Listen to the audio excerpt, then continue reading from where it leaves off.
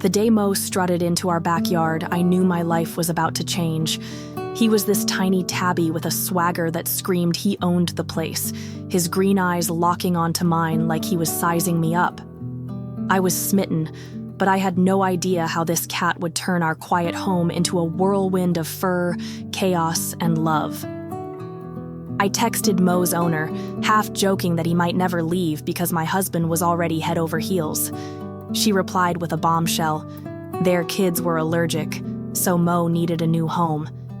I was thrilled at the chance to keep him, but a nervous knot formed in my stomach.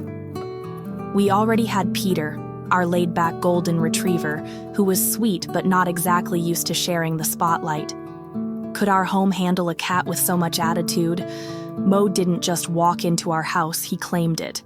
From day one, he acted like he'd lived here forever, leaping onto the couch and staring Peter down with a look that said, "I'm in charge now." Peter tried to nudge him with his nose, but Moe swatted him gently, establishing the pecking order. I laughed, but I worried. Would Peter feel pushed out? So I spent extra time petting him, reassuring him he was still our boy. Moe, though, had no doubts. He'd curl up next to me at night, purring like a motor, and I felt this warmth, like he was meant to be ours.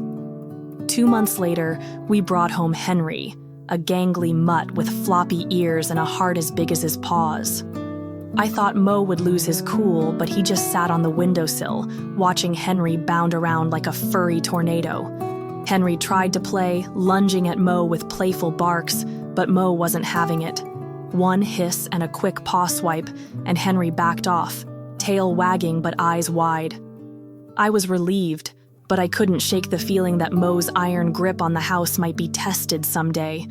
So I kept an eye on them, marveling at how Moe trained Henry to respect him without ever drawing blood. They'd nap together sometimes. Moe's tiny body curled against Henry's side and my heart swelled. Our little family was growing, and it felt right. Then came Stanley, the Labrador puppy who changed everything. I'll never forget the day we brought him home, his oversized paws slipping on the floor as he barreled through the door.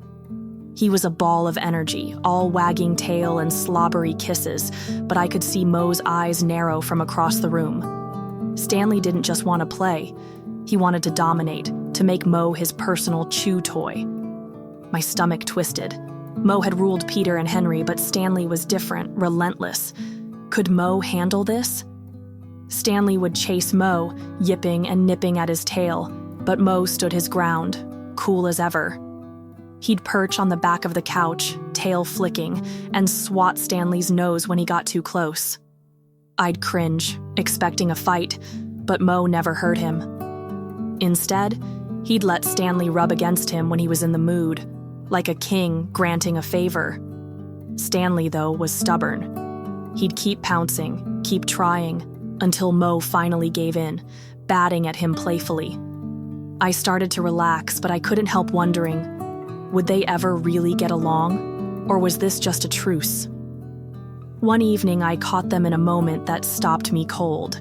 Stanley was sprawled on the rug, whining for attention, and Moe hopped down, sauntered over, and flopped beside him. Stanley's tail thumped, and Moe just lay there letting the puppy nudge him. My eyes stung. They weren't just tolerating each other. They were friends. But then Stanley, being Stanley, got too excited and tried to wrestle, and Moe bolted, leaving me laughing and shaking my head. So I started watching them closer, noticing how Moe's patience grew. He'd let Stanley lay next to him, even engage in little play fights, swatting and dodging like they were sparring partners. What blew me away was how Moe wasn't just a cat.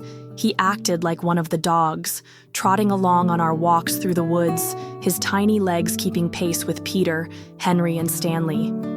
I'd call them all, and there was Moe, weaving through the trees, eyes bright with adventure. But sometimes, Stanley would get too rowdy, bounding into Moe and sending him tumbling. My heart would leap, but Moe would just shake it off, give Stanley a look, and keep going. So I'd scoop Moe up sometimes, letting him ride on my shoulder, and he'd purr, content to be part of the pack. Those walks became my favorite moments, the four of them transforming our quiet hikes into joyful chaos. Looking back, I realized Moe and Stanley's bond was special. Peter and Henry respected Moe, but Stanley challenged him, pushed him to soften. Moe, in turn, seemed to like Stanley's wild energy, maybe because it matched his own bold spirit. I'd catch Moe watching Stanley's crazy zoomies, his eyes half-lidded like he was thinking, "This kid's nuts, but he's my kind of nuts." But there were still moments of tension. Stanley stealing Moe's favorite spot on the couch, Moe hissing and chasing him off. So I'd meditate, tossing Stanley a toy or giving Moe a treat, keeping the peace while their friendship grew. One night, after a long day, I sat on the porch, the dogs sprawled around me and Moe curled in my lap. The air was cool, the stars bright, and I felt this deep, aching gratitude. These animals had changed our home, filled it with laughter and love. But it wasn't always easy. Moe's dominance, Stanley's chaos, the constant balancing act. So, I'd lie awake sometimes, worrying about keeping them all happy, wondering if I was doing enough. Then I'd see Moe leap onto the counter, demanding his breakfast with a yowl, or Stanley crash into Henry in a clumsy play fight, and I'd know this was worth it. Moe taught me about resilience, about standing your ground but knowing when to bend.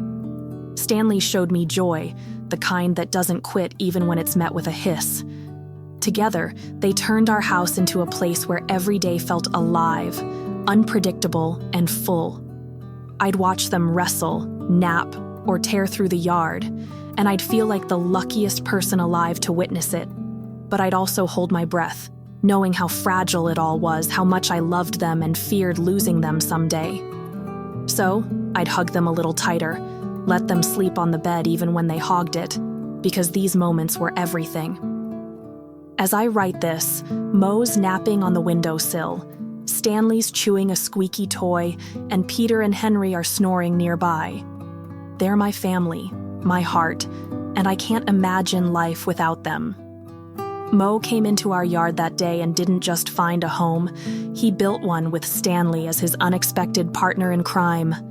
Their story isn't just about a cat and a puppy, it's about love that grows through patience, chaos, and a whole lot of fur.